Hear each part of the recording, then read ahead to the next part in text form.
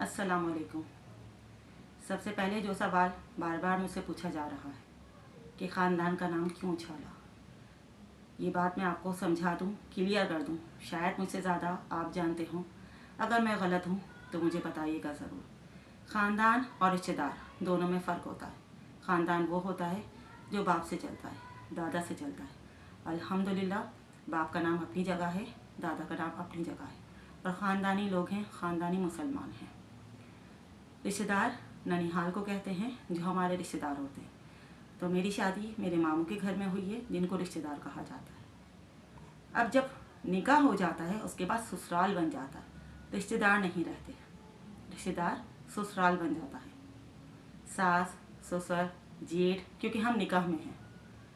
जब एक औरत किसी लड़के से निकाह करती है तो सारे रिश्ते बदल जाते हैं, सारी जिम्मेदारियां बदल जाती हैं। लेकिन ख़ानदान की इज्जत सिर्फ आई हुई बेटी की जिम्मेदारी नहीं है।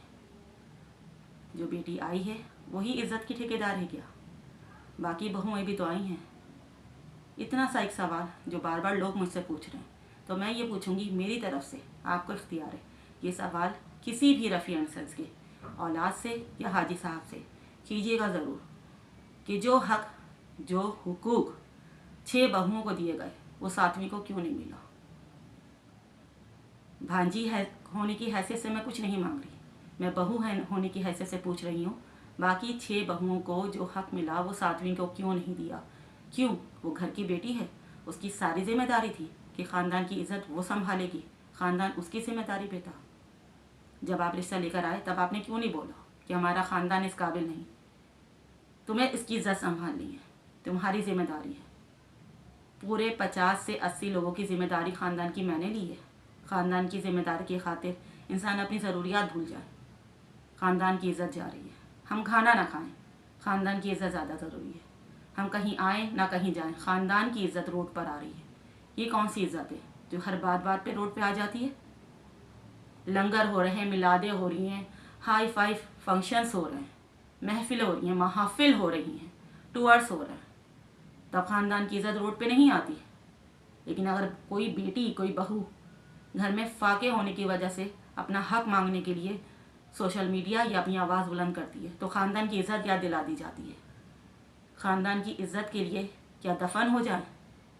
ऐसा नहीं होता। बेटियां जिंदा दरगोर नहीं की जाती। हमारे इस्लाम का रूल है, हमारे इस्लाम में असूल है। इस्लाम से पहले ये होता था। इस्लाम में बेटियों को ज़िंदा दरगोर करने की इजाज़त नहीं है।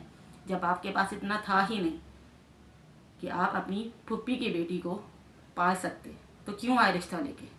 क्यों कहा? पहले ही बोल देते, सिर्फ इज्जत की खातिर लेके जा रहे हैं, तेरी जिम्मेदारी है।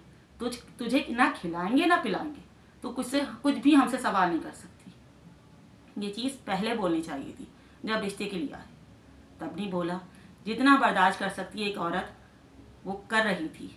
जब आप डाइवर्जन में आते हैं, जब डिवीजन में आते हैं, तो यकीनन आपको बोलना चाहिए, आपको देना चाहिए। हक मांगने में कैसी शर्म? आपका अपना हक है, मेरे शौहर का हक है, मेरे बच्चों का हक है। एक माँ हूँ, एक बीवी हूँ, दोनों के साथ खड़ी हुई हूँ, दोनों के साथ खड़ी रहूँगी। और खुदा ना खास्ता मेरे शौहर को या मुझे कुछ भी हुआ, इसका पूरा का पूरा इल्ज़ाम रफ़ी एंड सन्स, उनके बेटे, उनकी बेटियों पे जाता है। जिस तरह से मेंटली टॉर्चर मुझे, मेरी औलाद को, मेरे शौहर को किया जा रहा है, वो जानते हैं। आप में से ऐसे बहुत से लोग हैं जो आधी बातें जानते हैं, आधी नहीं जानते। सबको इख्तियार है। मेरे घर में जाएं, जाके देख लीजिए, सबके घरों में जाके देखिए, फिर फैसला आपका। मैं सिर्फ अल्लाह से डरती हूँ, अल्लाह के बनाए हुए इस्लाम पे, उसके मज़हब पे यकीन रखती हूँ। बाकी इंसानों से डरना मेरे बाप ने सिखाया नहीं। अल्लाह हाफ़िज़।